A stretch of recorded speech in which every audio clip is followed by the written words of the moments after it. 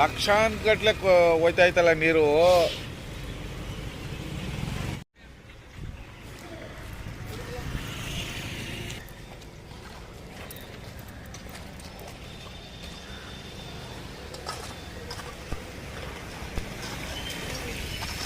ನೋಡಿ, ಇದು ಡಾಕ್ಟರ್ ರಾಜ್ಕುಮಾರ್ ರಸ್ತೆಯಿಂದ ಕ್ಯಾಟ್ಮನಹಳ್ಳಿಗೆ ಹೋಗುವಂಥ ಗೋಶನಗರ ಮುಖ್ಯ ರಸ್ತೆ.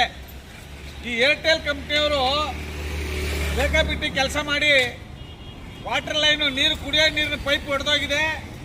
ಸುಮಾರು ಎಷ್ಟೊತ್ತಿಂದ ಹೊಡೆದೋಗಿದೆ ಗೆಳೆಯರಿದು?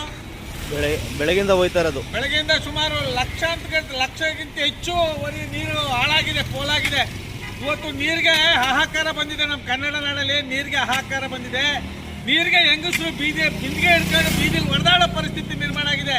ಇವ್ರ ಜನ್ಮಕ್ಕೆ ಬೆಂಕಿ ಹಾಕ ರಾಜಕಾರಣಿಗಳು ಎಂಜಲ್ ಕಾಸ್ಗೋಸ್ಕರ ಎಲ್ಲಿಂದ ಬಂದಂಥ ಕಂಪ್ನಿಯವ್ರಿಗೆ ಈ ರೀತಿ ಬೇಕಾಬಿಟ್ಟು ಕೆಲಸ ಕೊಟ್ಬಿಟ್ಟು ಈ ರೀತಿ ಕುಡಿಯೋ ನೀರನ್ನ ಪೋಲ್ ಮಾಡ್ತಾ ಇದ್ದಾರಲ್ಲ, ಇವ್ರಿಗೆ ಹೊಟ್ಟೆಗೆ ಅನ್ನ ತಿಂತಾರ ಮೊನ್ ತಿಂತಾರ ಗೊತ್ತಿಲ್ಲ.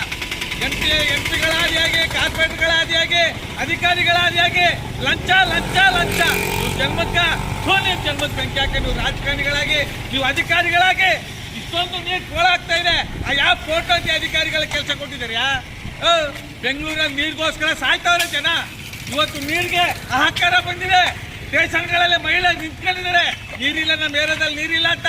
ಇವತ್ತು ಕೋಟಿಗಟ್ಟಲೆ ನೀರು ವ್ಯಯ ಆಗ್ತಾ ಇದೆ. ಈ ಸಂಬಂಧಪಟ್ಟಂತ ಅಧಿಕಾರಿಗಳು ಇದ್ರ ಹೊಣೆ ಹೊರಬೇಕಾಗುತ್ತೆ. ಇವತ್ತು ನೀರಿಗೆ ಎಷ್ಟೊಂದು ದರಿದ್ರ ನಮ್ಮ ನಾಡಿಗೆ ಬಂದಿದೆ. ನಮ್ಮ ನಾಡಿನಲ್ಲಿ ಎಷ್ಟೊಂದು ತೊಂದರೆ ಆಗ್ತಾ ಇದೆ ನೀರಿಗೆ.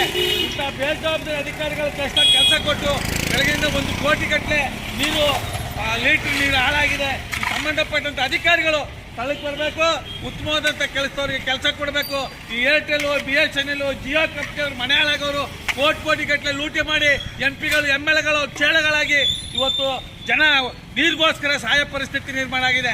ಈ ಕೂಡಲೇ ಇದನ್ನು ಸರಿಪಡಿಸಬೇಕು ಅಂತ ನಮ್ಮ ಮೈಸೂರು ದೇವತಾ ಕನ್ನಡಿಗರ ಬಳಗದಿಂದ ಈ ಸಂಬಂಧಪಟ್ಟಂತ ಅಧಿಕಾರಿಗಳಿಗೆ, ಏರ್ಟೆಲ್ ಕಂಪ್ನಿಯವರಾಗಿರ್ಬೋದು, ಜಿಯೋ ಆಗಿರ್ಬೋದು, BSNL ಆಗಿರ್ಬೋದು, ಈ ಕೂಡಲೇ ಉತ್ತಮವಾದಂಥ ಕೆಲಸ ಮಾಡಿ ಸಾರ್ವಜನಿಕರಿಗೆ ನೀರು ಪೋಲಾಗಿರೋ ರೀತಿ ಕೆಲಸ ಮಾಡಬೇಕು ಅಂತ ಉಗ್ರವಾಗಿ ಖಂಡಿಸುವುದ್ರ ಮೂಲಕ ನಮ್ಮ ಆಕ್ರೋಶವನ್ನು ಹೊರಹಾಕ್ತಾ ಇದ್ದೇವೆ.